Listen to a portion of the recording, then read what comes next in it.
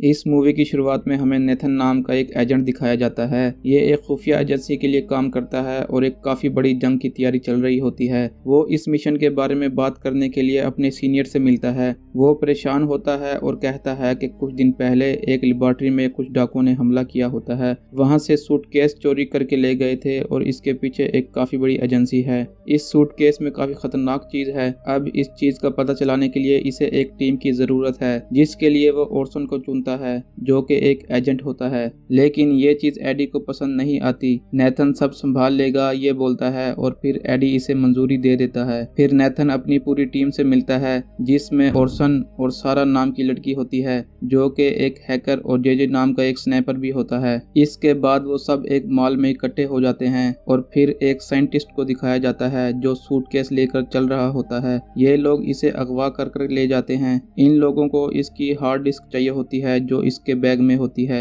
वो इस साइंसदान को अपनी गाड़ी में बिठाते हैं, जिससे वो परेशान हाल हो जाता है और उस परेशानी में वो मारा जाता है। लेकिन तब तक नेथन इसकी हार्ड डिस्क से डाटा कॉपी कर चुका होता है। इसके बाद एक दूसरा ग्रुप दिखाया जाता है जो बैन नाम का आदमी लीड कर रहा होता है। ये लोग इन पर हमला कर देते हैं और इससे हार्ड डिस्क ले जाते हैं। तभी ओरसन को दिखाया जाता है जो हार्ड डिस्क से डाटा कॉपी कर रहा होता है। इसमें क्रैग नाम के बंदे का एक डाटा दिखाया जाता है जिसका कुछ न कुछ इनसे ताल्लुक होता है और ये क्रैग नाम का आदमी एक बिजनेसमैन होता है। और फिर ये लोग लॉस एंजलिस के लिए निकल जाते हैं। नेथन इनसे वहां जाने की वजह पूछता है तो सारा बताती है कि इन्हें डैनी नाम के एक एक्टर की जरूरत है, क्योंकि क्रैग इसको काफी पसंद करता है और इसका फैन है। उसे एक्टर्स के करीब रहना पसंद है। इससे वो क्रैग के नजदीक चले जाएंगे। अगले दिन सारा ओरसन को इसका प्लान बताती है। सारा डैनी के लिए इसकी गर्लफ्रेंड और ओरसन इसके लिए एक मैनेजर बनने वाला था। ओरसन डैनी के प्राइवेट जेट में घुस जाता है, जिससे डैनी भड़क जाता है।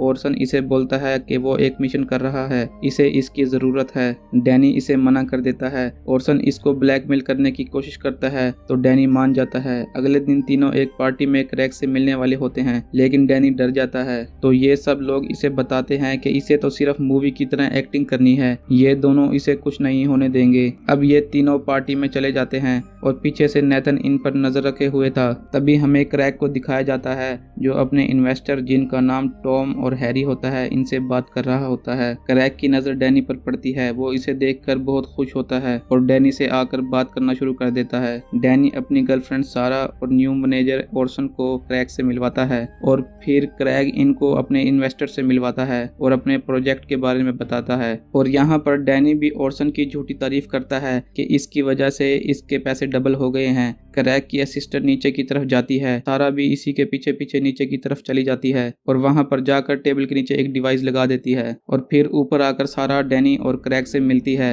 और डैनी इसे 2 दिन बाद अपने विला जो तुर्की में होता है इधर बुलाता है और कहता है कि इधर इनकी यूक्रेन के दोस्त आने वाले हैं, जिसके साथ इनकी डील होती है। थोड़ी देर में क्रैग के कुछ यूक्रेनियन दोस्त आते हैं जिनके साथ वो काम कर रहा होता है। वो लोग डैनी के साथ अपनी तस्वीर निकालते हैं। फिर इधर ओरसन आता है। वो सारा और डैनी को लेकर नीचे आ जाता है। डैनी डरा हुआ होता है, लेकिन इसे काफ़ी मज़ा आया ये बताकर वो वहाँ से निकल जाते हैं।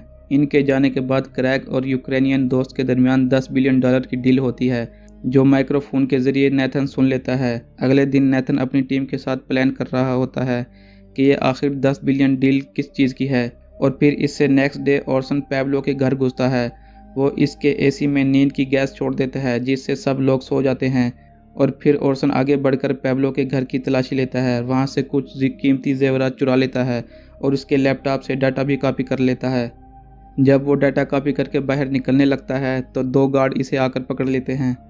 ओरसन इन गार्ड्स के सामने एक गरीब चोर बनने की एक्टिंग करता है और फिर इनके पास आकर इनसे फाइट शुरू कर देता है और यहाँ से भाग जाता है। उससे अगले दिन माइक नाम का आदमी इस मुतल्लिक क्रैग को बताता है तो क्रैग परेशान होता है।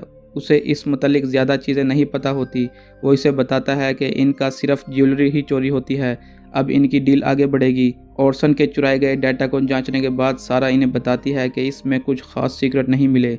अब इन्हें आगे तुर्की ही जाना होगा, जहाँ ये डील होने वाली है। वहाँ पर क्रैग भी होगा। इस वजह से ओरसन नेथन को बताता है कि अब इन्हें डैनी की फिर से ज़रूरत पड़ेगी। अगले दिन डैनी और सारा क्रैग के घर पर इससे मिलते हैं। क्रैग इन्हें देखकर बहुत खुश होता है। वो डैनी को बहुत खूबसूरत कार दिखाता है और इसे डैनी को गिफ्ट में दे देता है, जिससे डैनी बहुत ज़्यादा खुश होता है। ये दोनों बाहर घूमने के लिए निकल जाते हैं। तब तक सारा वहाँ पर कैमरे वगैरह सेट कर लेती है और हैकिंग वगैरह शुरू कर देती है। वो क्रैक के कंप्यूटर में देखती है तो इसके कंप्यूटर में इसे एक फ़ाइल नज़र आती है। तो तब सारा को पता चलता है कि ये क्लाशनकोफ नामी गन की एक डील करने वाले हैं और ये फ़ाइल ये इसे नेथन को भेज देती है। और दूसरी तरफ हमें दिखाया जाता है कि ओरसन ने माइक पर नज़र रखी होती है। इसे पहले से पता होता है कि यह माइक बैन के लिए काम कर रहा है। माइक वहाँ पर एक पार्सल रखता है। इधर से दो लोग आकर वो पार्सल उठा लेते हैं। ओरसन इनका पीछा करने लगता है। इन लोगों को ओरसन पर शक हो जाता है। एक शख्स नीचे गिरता है और मारा जाता है।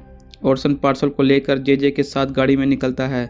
जेजे इन चीज़ों को पैब्लो और क्रैक की जानकारी के साथ मिलाता है और यहाँ पर हमें पता चलता है कि फ़िल्म के शुरू में साइंटिस्ट के पास से जो ब्रीफकेस चुराया होता है वो इससे एक न्यूक्लियर हथियार बनाने वाले होते हैं और इसकी डील $10 बिलियन में हो रही है और ये हथियार यूक्रेन के गैंगस्टर को मिलने वाले हैं और इस डील को ये मरने वाले लोग पूरा करने वाले थे। तब ओरसन इन लोगों की जगह पर इनका आदमी बनकर क्रैक की तरफ से माइक के साथ डील करने के लिए चला जाता है। ये सब लोग इसकी अच्छी तरह तलाशी लेते हैं। ये डील एक पहाड़ी इलाके में होने वाली होती है। तभी माइक आगे बढ़कर ओरसन को पैसे ट्रांसफ़र करने का कहता है तो ओरसन क्रैक को फ़ोन कर लेता है और सारा ओरसन की आवाज़ तब्दील कर देती है और क्रैक के बंदे की जैसी आवाज़ कर देती है। और इधर से ओरसन क्रैक को डील के बारे में बताता है और पैसे ट्रांसफ़र करने का कहता है तो क्रैक $10 बिलियन इनके अकाउंट में ट्रांसफ़र कर देता है। और थोड़ी देर में क्रैक के आदमियों को पता चलता है कि इनके कैमरा को किसी ने हैक कर लिया है। सारा को पकड़े जाने का खतरा होता है और वो वहाँ से निकल जाती है। दूसरी तरफ पैब्लो के घर के बाहर गार्ड ओरसन को पहचान लेते हैं और ये चीज़ जेजे अपने स्नाइपर से देख लेता है। वो ओरसन को मारने वाले होते हैं। तभी जेजे इन पर साइड से स्नाइपर से वार करता है और ओरसन भी यहाँ से फाइट करने लग जाता है। यहाँ पर ओरसन और जेजे अपने हथियारों से इन्हें सबको मार देते हैं।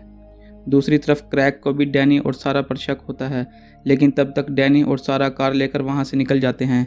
जब क्रैक को पता चलता है कि डैनी और सारा ने आवाज़ तब्दील करके ये डील कर ली है और मेरे अकाउंट से पैसे ट्रांसफ़र हो गए हैं तो वो बड़ा भड़कता है।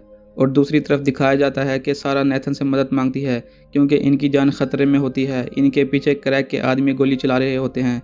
सारा गोलियां चलाकर इनकी एक गाड़ी खाई में गिरा देती है। अब ये एक तरफ से टनल में घुसते हैं और दूसरी तरफ से जब ये टनल से बाहर आते हैं तो सामने ओरसन एक हेलीकॉप्टर में होता है और ये फायर करके इस टनल को उड़ा देता है और अब ये तीनों इसी हेलीकॉप्टर में निकल जाते हैं। फिर नेथन इन्हें कहता है कि इन्हें वापस जाकर क्रैक से बात करना होगी और इससे इस सब की वजह पूछना होगी। तो ये सब लोग क्रैक के पास वापस जाते हैं। क्रैक इनसे धोखा देने की वजह पूछता है और अपने $10 बिलियन मांगता है, जिससे सारा इसे कहती है कि ये पैसे इसके पास नहीं हैं और वो दहशतगर्दों के लिए काम कर रहा है। जिस पर क्रैक कहता है कि इसे इस सब चीज़ के बारे में नहीं पता, वो तो एक इन्वेस्टर है और जिसे इसने इस इन्वेस्टर के साथ मिलाया होता है वो सैटेलाइट प्रोजेक्ट पर काम कर रहे होते हैं। तभी सारा को एक चीज़ पता चलती है। इसे पता चलता है कि किसी जगह से न्यूक्लियर वेपन फायर करने वाले हैं। क्रैक भी इनके साथ मिल गया होता है क्योंकि इसे अपने पैसे वापस चाहिए थे। अगले सीन में हमें दिखाया जाता है कि एक टावर में सारा और ओरसन को दिखाया जाता है। ओरसन ने एक सूट पहना होता है और अपने हाथ में गन लिए खड़ा होता है जो फाइट करने के लिए तैयार होता है, जबकि दूसरे टावर में क्रैक और डैनी को दिखाया जाता है। वो एक लिफ्ट के ज़रिए ऊपर आते हैं। फिर एक ऑफिस में आकर बेन, हैरी और टॉम से मिलते हैं जो इनसे सैटेलाइट कंट्रोल करके न्यूक्लियर फायर करने वाले होते हैं। फिर ओरसन को दिखाया जाता है जो अकेला इस सैटेलाइट टावर की तरफ जा रहा होता है। इस टावर की सिक्योरिटी बहुत ज़्यादा टाइट होती है। ओरसन अंदर जाकर सब लोगों को मारने लगता है। दूसरी तरफ जेजे भी इसे स्नाइपर के साथ बैक कवर देता है। दूसरी तरफ टॉम और हैरी क्रैक को बताते हैं कि उन्होंने बैंक के साथ एक डील की है और उस डील के बाद क्रैक के अकाउंट से ये पैसे ट्रांसफ़र हुए हैं, जिस पर क्रैक बोलता है कि वो एक मुहिब्बे वतन आदमी है। ओरसन ने वो सब टावर तबाह कर दिए होते हैं, जिस पर क्रैक इन्हें इस तबाह टावर के बारे में बताता है और साथ में इन लोगों के टावर उड़ाने की भी धमकी देता है, जिस पर टॉम का साथी इसी के पैसे वापस करने का कहता है। टॉम और हैरी डर जाते हैं और क्रैक वहाँ से निकल जाता है। अभी ये पैसे ट्रांसफ़र करने की बात कर ही रहे होते हैं कि इसी बात पर इनका झगड़ा हो जाता है और ये एक दूसरे को मार देते हैं। इतने में ओरसन भी ऊपर आ जाता है। ओरसन खड़ा होकर इन मरे हुए लोगों को देख रहा होता है कि तभी पीछे से बैन इस पर हमला कर देता है, लेकिन ओरसन इसे जान से मार देता है और नीचे आकर अपनी टीम से मिलता है और वो वहाँ से चले जाते हैं। ये तीनों मिलकर नेथन को हथियार वाला ब्रीफकेस दे देते हैं, जिसके बाद ओरसन अपने साथियों के साथ निकलने लगता है। नेथन इससे अपने न्यू मिशन के बारे में बताता है, लेकिन ओरसन इसे मना कर देता है और ये यहाँ से चले जाते हैं। ये मूवी इसी वक्त ख़त्म हो जाती है।